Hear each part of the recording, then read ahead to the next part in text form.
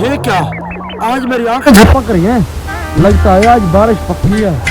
अरे भाई तुमने तो कल यही बोला था। अरे भाई दरअसल बात ये है, कल जो बादल थे ना वो जरा सा शर्मीले थे, आज बहुत हिम्मत करके आए हैं। ये क्या कर रहा है? अरे भाई मैं मिट्टी से पूछ रहा हूँ कि वो बारिश के लिए तैयार है या नहीं।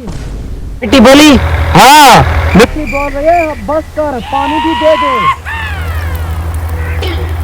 देखा हवा भी चल रही है। बारिश बस आई। भला ये हवा नहीं है, ये तुम्हारा वहम है। अगर बारिश आ गई तो फसल बच जाएगी, अगर बारिश ना आई तो हम उम्मीद लगा कर सो जाएंगे और कर्ज लेकर उठेंगे।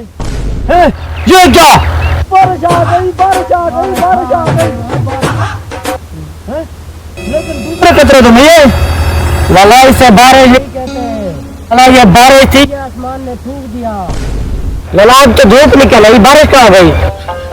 तो दरअसल बात ये है ना, बादल जरा सा शर्मा गए हैं और वो मुझे बोल गए हैं कि कल आएंगे। No, no, no.